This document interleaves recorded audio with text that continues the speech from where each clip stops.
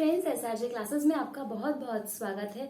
देखिए, हिस्ट्री में हम संगम काल को खत्म कर चुके हैं। साथ ही साथ में हमने तमिल भाषा की जो महत्वपूर्ण पुस्तकें थी, जैसे कि शिलापाधिकारम, मणिमेखला, ऐसी किताबों के बारे में भी पढ़ लिया है। हम पढ़ रहे थे कि दक्षिण भारत में 3 वंशों का उदय हुआ, जिस समय उत्तर भारत में गुप्त वंश चल रहा था। अच्छा, तो हमने उत्तर भारत के हर्षवर्धन के टाइम पीरियड को वहीं पे छोड़ा है और हम दक्षिण भारत में शुरू कर रहे हैं। देखिए, दक्षिण भारत में हम जब देखते हैं कि 3 वंशों का जन्म हुआ, कौन कौन से 3 वंश थे? तो एक था चेर वंश, दूसरा था चोल वंश और तीसरा था पांड्य वंश। चेर, चोल और पांड्य वंश, इन तीनों वंशों को हम एक साथ याद करेंगे क्योंकि बहुत ज्यादा बड़ा भाग नहीं है और इंडियन हिस्ट्री में ये पढ़ना जरूरी है, पर इसके बारे में बहुत सारी चीजें समझना उतना ज्यादा अर्जेंट नहीं है। सिर्फ ओवरव्यू लेके चलते जाना है कि इसमें क्या क्या महत्वपूर्ण चीजें थी। एक साइड हमने लिखा है चेर वंश, दूसरी साइड हम लिख रहे हैं चोल वंश और लास्ट में हमने लिखा है पांड्य वंश। देखिए, पांड्य वंश इसलिए महत्वपूर्ण हो जाता है क्योंकि यह सर्वाधिक धनी वंश था। साथ ही साथ में संगम काल में हुए जितने भी संगम हुए थे वो सारे के सारे पांड्य वंश के द्वारा कराए गए थे तमिल भाषा के लिए। पहली बात करते हैं चेर वंश की और चोल वंश की और पांड्य वंश की। ठीक, देखिए, इन्हें हम तीनों को एक साथ ऐसे याद करेंगे। पहले हम एक बार एक एक वंश लेके चलते हैं, उसके बाद हम तीनों वंशों को एक साथ पढ़ेंगे। ठीक, चेर वंश में महत्वपूर्ण चीजें क्या थी? देखिए, चेर जो थे वो केरल के एरिया में रहते थे, इस कारण से इन्हें केरल पुत्र भी कहा गया। चेरों की जो जगह थी वो कौन सी थी? तो केरल का एरिया था।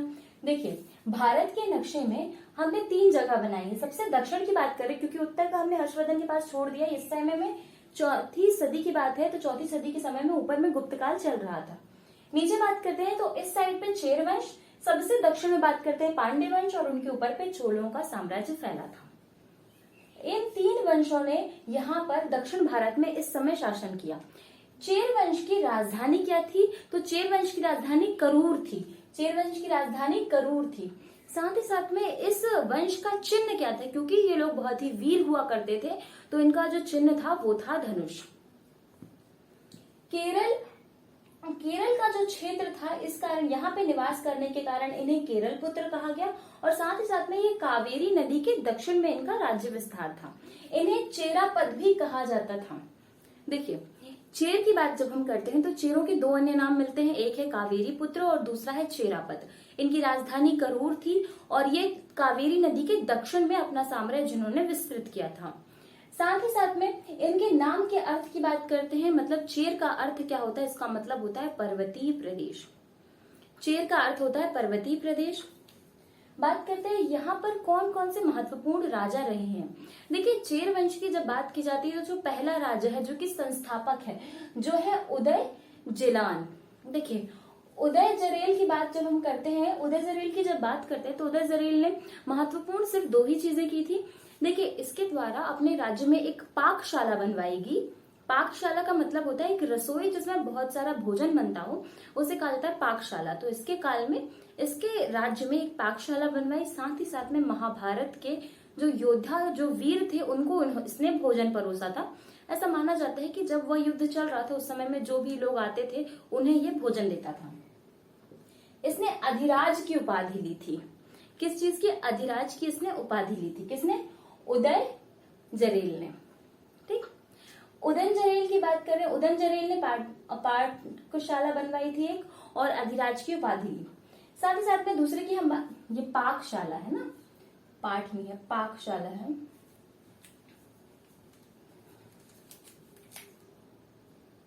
पाकशाला, ठीक।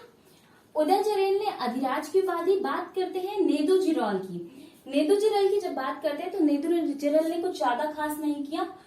इमय वरम्ब नामक उपाधि ली, इमय वरम्ब नामक। फिर बात करते हैं सेनगुटवन की। देखिए, सेनगुटवन महत्वपूर्ण शासक रहा है। चेर वंश का सबसे ज्यादा महत्वपूर्ण शासक अगर देखा जाए तो वो रहा है सेनगुटवन। इसके बारे में याद करना जरूरी है। इसे लाल चेर कहा जाता था। इसने पत्नी पूजा प्रारंभ कराई, मतलब जो पवित्र स्त्रियां थी उनकी पूजा करवाई और साथ ही साथ में वहां पर तमिल भाषा में स्त्रियों को कड़गी कहा जाता है। तो अगर कभी पूछा जाए कि इतिहास में किस शासक के द्वारा कड़गी पूजा प्रारंभ कराई गई तो सेनगुटवन इसका आंसर होगा। सबसे प्रसिद्ध शासक रहा और अंतिम शासक सैवे जो है वो इस वंश का अंतिम शासक रहा है। देखिए, सबसे पहले चेर वंश में क्या चीजें याद रखनी है? सबसे महत्वपूर्ण चीज है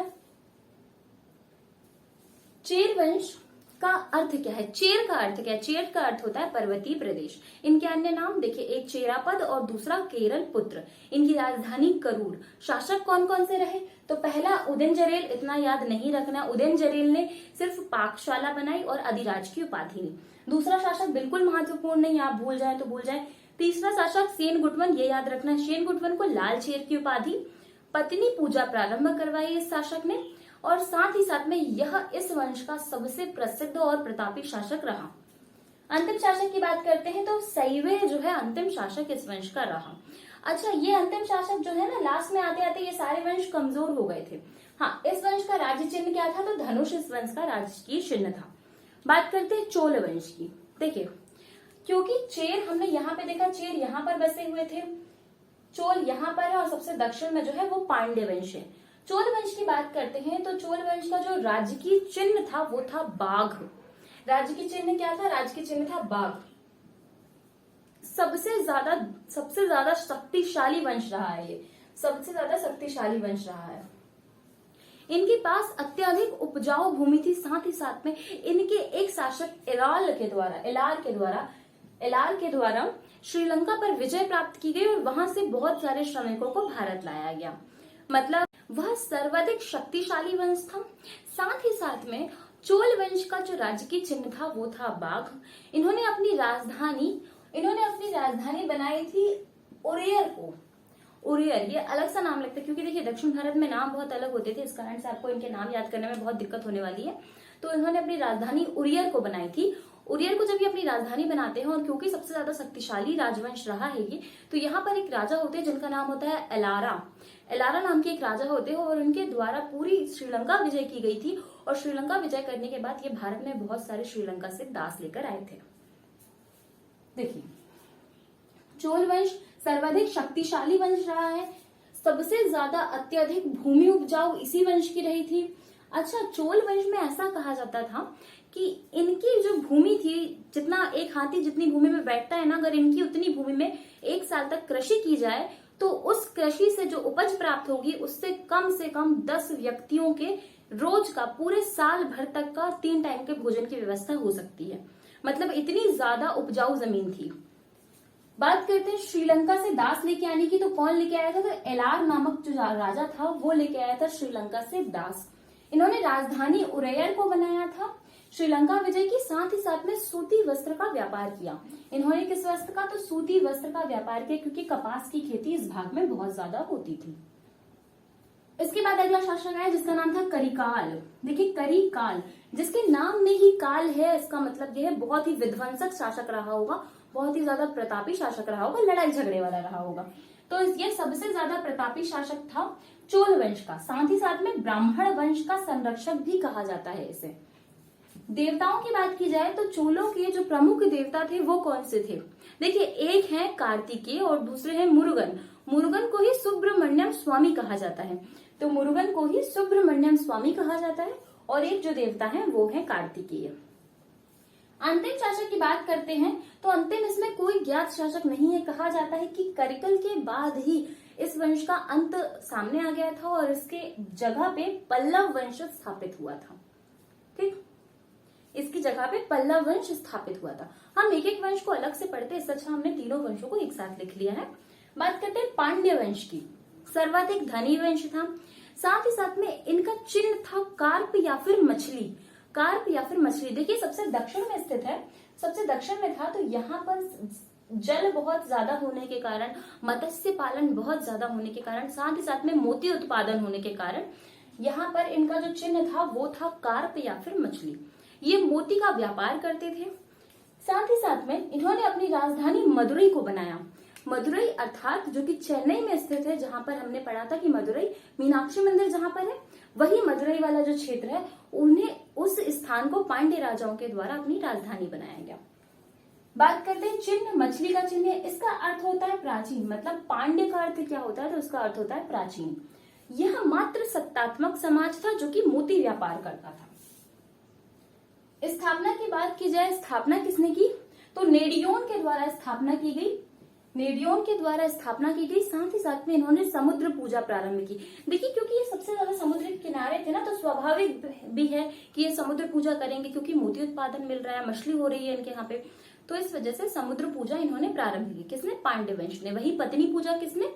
तो चेर वंश के शासक के द्वारा, जिसका नाम था सेनगुटवन। ठीक, सेनगुटवन के द्वारा पत्नी पूजा प्रारंभ की गई थी। अब बात करते हैं अगला शासक कौन आता है। अगला शासक आता है नेडुजेलियन।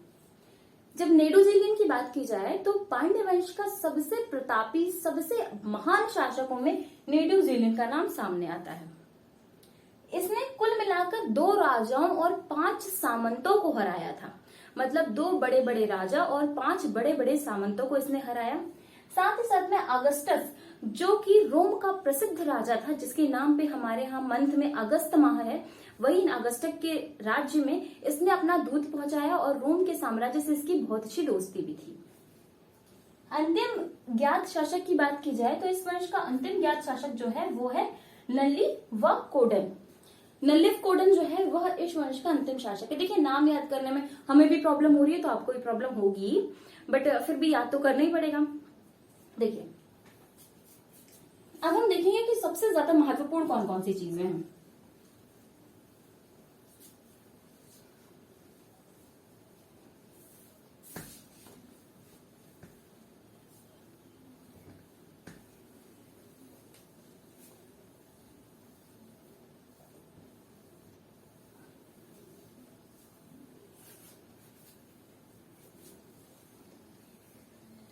ठीक, देखिए चेर वंश, चोल वंश, पांड्य वंश ना, इन तीनों वंशों के बारे में सबसे पहले बात आती है अर्थ क्या क्या होता है, कि इन तीनों राजवंशों का अर्थ क्या क्या है।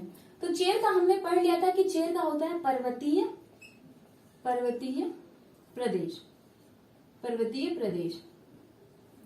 बात करते हैं चोल वंश की तो इसका कुछ अर्थ सामने नहीं आया था। पांड्य की बात करते हैं तो इसका अर्थ होता है प्राचीन, प्राचीन। बात करते हैं कि इनके चिन्ह क्या क्या थे। तो चेर जो थे उनका चिन्ह था धनुष, चोल जो थे उनका चिन्ह था बाघ, पांड्य जो थे उनका चिन्ह है मछली या फिर कार्प। इनकी राजधानी कौन कौन सी थी? तो इसकी राजधानी थी करूर,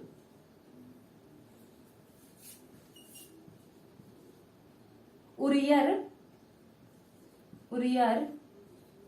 और इनकी राजधानी थी मदुरई।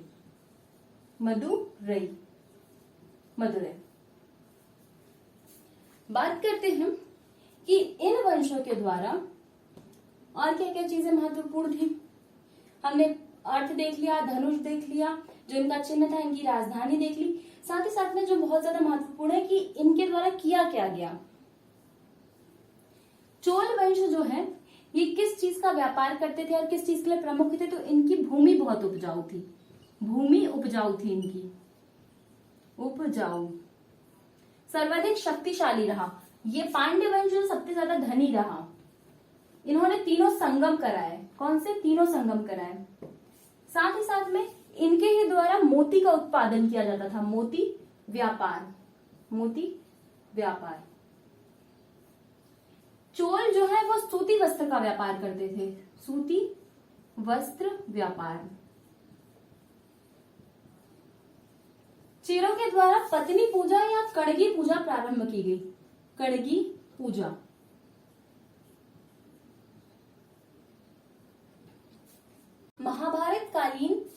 महाभारत कालीन वीरों को इन्होंने भोजन कराया। चेर राजवंश ने महाभारत कालीन वीरों को भोजन कराया। चोल वंश की बात करें तो चोल वंश में श्रीलंका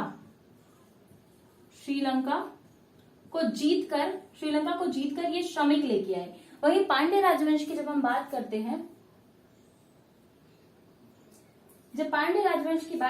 तो इनके द्वारा ये पहली बात तो ये एक मात्र सत्तात्मक समाज था। पहली बात ये मात्र सत्तात्मक समाज था, मोती का उत्पादन करता था।